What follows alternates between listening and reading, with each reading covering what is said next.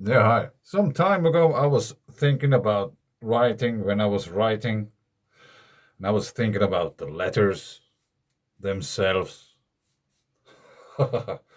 Yeah, trying to get some text together, and then you start all of a sudden to think about, yeah, that's an A. It looks like a pyramid. There's a T, and there's an L, and there's an M, and of course, it wasn't too easy anymore to write after that because I noticed that I was thinking about those. And a few days ago, I don't remember how, but I anyway came across this one. I have seen some of that once, some time ago, maybe long time ago. I don't know. And now I somehow rediscovered it again, and it's like really mind blowing. And I just give him the word, and we just listen a bit to it. And I will put a link below. There's quite much material on that. It's really amazing. Let's just have a listen. There is no text available, so you really have to listen. And I won't show you too much because the quality is not that good. So probably watching with your own device is much easier. But let's have a listen. So it's the symmetry of the alphabet that enables us to correlate the text to find these patterns.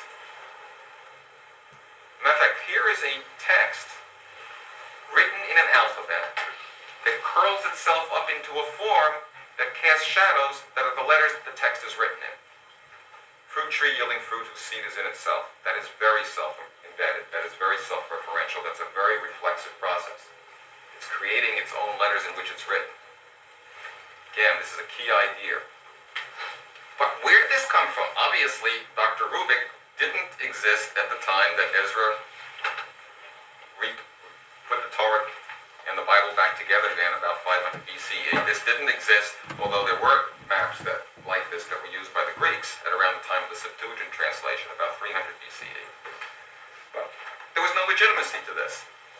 Well, it turns out that if one, instead of taking this donut, which makes this shape, which one gets the letters from, if one took this donut, which if one looks at the black lines, makes these three little loop-de-loops and fits the donut through it, then coming over here, look at what you get.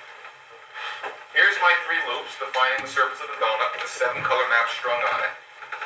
And here are three loops also, which I've strung the alphabet on. You can just follow it around.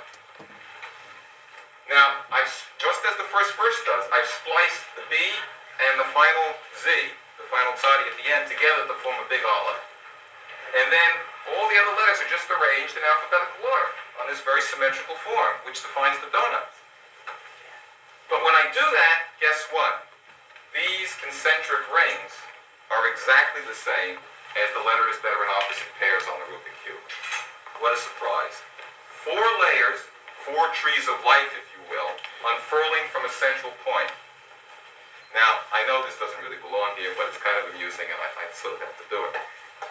There's a wonderful new book written recently by famous physicist Stephen Hawking, where he starts off talking about the standard bane of all physics conferences on cosmology, where somebody in tennis shoes raises their hand and says, but the teachings are that a turtle holds up the world.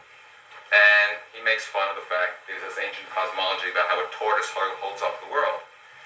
The funny thing is, we're looking at the text of Genesis. We're looking at the alphabet said to be the alphabet of creation, the letters being elements of creation.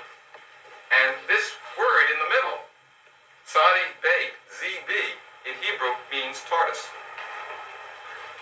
Not only that, but we're looking at a donut. And this is a donut. And that's a tortoise shell. You see, the hex map that makes the 7-color map is the same as the pattern on the back of a tortoise. Yeah. Terry Pratchett is talking about the same thing. I recommend to everybody read Terry Pratchett's Tiffany books. They're really interesting. Yeah, I leave it here. I have to discover much more about that. But there's so much other things. But I just thought I'd share that. Thanks. Bye.